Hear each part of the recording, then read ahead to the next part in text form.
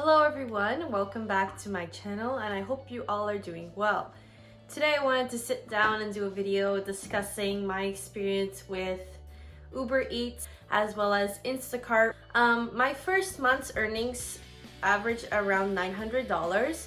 Mind you, that was the December 2020, so just before Christmas, during New Year's, which was relatively well paid, and then New Year's Day. That averaged $900. When you apply, you obviously need your driver's license, a valid driver's license. You need to have proof of your insurance, as well as your vehicle registration and your plates registration. The next thing you need to do is fill out little information about your car, the size, the make, the model, the year, and the color, so that when you deliver an order, the customer knows it is actually you. The verification process was quite simple. There are about several steps that ask you to verify your identity, one of which includes uploading a passport or a citizenship document if you do not have a birth certificate. And the process probably took me about 24 hours to complete and get verified. Then they ask you to complete your profile by taking a photo, and you cannot choose a photo from your camera roll. You have to take it there on the spot. Make sure it's well lit and it shows your face and the tops of your shoulders, obviously, so that the customer can verify that it's you. When you first start Uber, you're going to have to open the app and make sure you're connected to data. You're in your car ready to go and you have your mask on. Then it's going to ask you either to verify your identity with your mask off or perform the COVID-19 procedures. The procedures look something like the following. You take a photo with your mask on, make sure it's covering your mouth, your chin, and your nose. Second thing is you verify that you have no symptoms of COVID-19 or you have not come in contact with anyone that has shown symptoms of COVID-19. The other two are more optional. They include you've washed your hands and sanitized them frequently, and more so if you're a driver, that you've sanitized your vehicle so it's safe for customers to enter. Once you've verified that you've accepted, that you've done all of these terms, then you can press go. Go is when you go online, and some days it takes longer to receive orders. It just depends on the demand.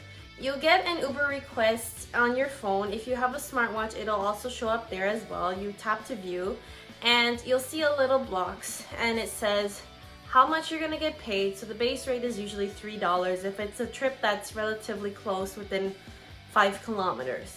You'll see it says $3 where you pick up and the major intersection to where you're dropping off. The thing I don't like, and the kind of trick I do, is I don't prefer to deliver in apartment buildings, because that means I have to drive to the apartment, shut off my car in the correct visitors parking so that I don't get a violation, turn off the car, lock the car, then walk into the building. Sometimes the customers leave you a buzz code, other times you have to ask for it. And the only circumstance I ran into where I couldn't find the customer was when they lived or they put their final address to be in an apartment building. It said go to the 15th floor, 1501. That's where they were living. So I went there, 1501, I knock on the door, and the person opens and they say, no, I didn't order anything. And I look at them, they look at me, and I said, okay, I guess it was wrong. So I'm thinking, oh, maybe they meant like floor 5. So I go down to the 5th floor and the person tells me, no, but we've received like wrong orders before, like they just left it here. So I said, okay. So that was the day I had to report to Uber and say, you know what, I absolutely could not find this customer. The buzz code, they weren't answering, their phone wasn't connected, so I had no other choice. When you're looking to accept a request, have an idea, like if you don't mind to go into apartment buildings, just accept every order you get. But if you're like me, you're kind of gonna figure out the intersection and say, oh, if it's, for example, Kennedy and the 401, I know that there's a lot of commercial and residential buildings. So if I'm feeling better that day, I might just accept that order. I guess that's the only flaw with the Uber navigation as a driver. for Uber Eats, it doesn't let you see like your final destination, whether it's a home, office, condo, apartment, whatever, right? And that's the only thing I would ask them to improve on. So the reason why I like to deliver with Uber Eats is because of the flexibility it gives me. You can go online anytime you like from the spot you are verified in. So the next part I would like to talk about is delivering groceries, being a personal shopper for Instacart. Now, Instacart did take longer to verify me. I think it took 2 to 3 days because their background checks were delayed because of lack of resources. So I did have to wait a bit longer, but I did just get it January 2021. And for that, my gosh, I don't know if it's just my phone, but I do not get notifications when a new batch, so a batch is in order, okay? When a new batch is available. I have to sit there on the app, refresh the page every time to see if there's a new order near me. Now, it's the same thing when you log in, you create a profile. This profile picture you can choose from your camera roll. They're not too picky because it's not, I guess, as verified. Because with this one, you don't really get to, like, I've only met one customer like face to face when delivering the grocery. Otherwise, it's just like you leave it at their door. So you make your little profile, date of birth, very similar or if not the same as an Uber Eats delivery. And then you go through the little survey asking you if you've been exposed to COVID, any symptoms you or anyone else. And then after you say no, no, no, you get to accept and refresh the batches. So the batches I usually see on there are for 1, 2, 3 full service order. A full service order means that you entered the point where you're shopping. So say this is Costco. One time I had an order for 3 full service orders.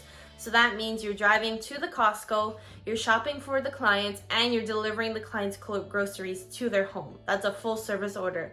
Sometimes with stores like Loblaws, it's a partial service order. So that means you're just going to the Loblaws because that customer has chose to shop online.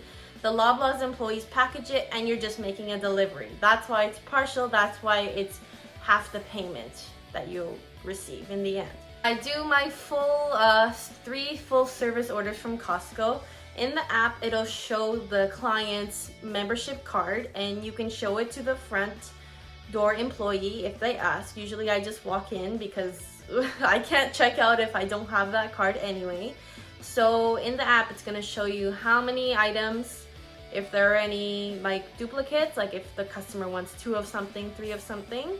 And then it also gives you the option to suggest for items that the Costco doesn't have and to add any items. So like, for example, today I had a customer say, oh, by the way, is it too late to add a bag of green apples to my order? And I said, no, let me see, just one moment.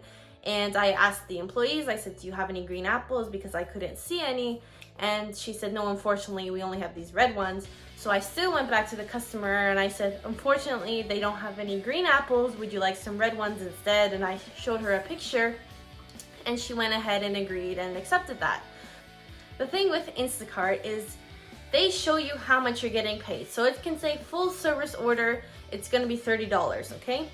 But the catch is, if the store doesn't have the item your customer wants and you cannot find anything of similar value or identity to that product, you must issue a refund to the customer. Sometimes the customer doesn't even want you to give an option, they're stuck on this one item, and if they don't have that, then forget it. And what happens with that is when you issue a refund to a customer, it deducts from your grand total of earnings. For example, I have a full service order for Loblaws. I get to Loblaws, I see the customer wants organic blueberries. I go to the fresh blueberries in the produce and they do not have organic blueberries. I tell the customer they do not have organic, would you like the regular ones from the farm? She says no, I must issue a refund, and that takes away 2, 3, however many dollars from my grand total payment for that batch, right? So I didn't know that when starting, and I don't think it's explained very well, so just watch out for that. This is why I prefer shopping at stores that I know things will be in stock in. So I don't tend to take the orders that are suggested from Loblaws and Supercenter. I like to take Walmart orders and Costco orders because they tend to be less number of items.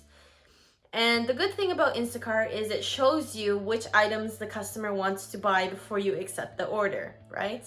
It's not like Uber Eats where you're just going blindly and you don't know if you're gonna get 4 takeout pizzas and a box of chicken wings, right? It shows you if the customer wants 5 cases of water, and in that case, if you don't want to carry 5 cases of water up 20 flights of stairs to the customer, you just do not choose that order. I appreciate Instacart. I appreciate how I can get $17 from doing one batch instead of having to do 2 or 3 orders on Uber Eats to get the same amount of money.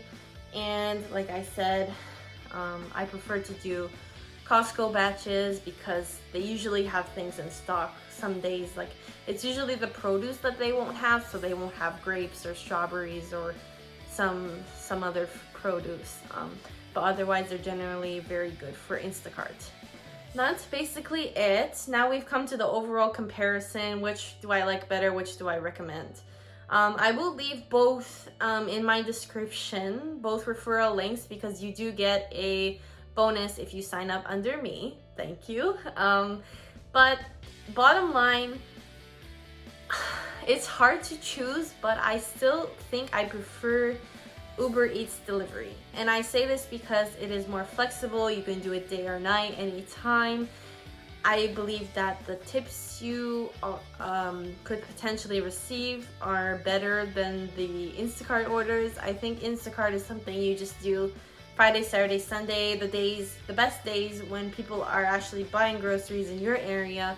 So it actually shows you on the app like what are the best times to shop. And then I'd say if you're gonna pick one, do the Uber Eats delivery driver thing, and then try Instacart out at a later date, because you know these are gonna be around for a long time, especially with COVID. They are essential work. Any kind of delivery is essential and needed right now. So I try one, don't start with both. Like, give it about a month like I did to kind of transition, test it out. Maybe you'll like Instacart better, maybe you'll like Uber Eats driver better. We've come to the end of this video. Thank you all for watching. As always, share your questions, comments, concerns in not the description bar, in the comment section below. I'd love to hear from you, your questions, your comments. And don't forget to like and subscribe. And until the next video, I hope you all take good care.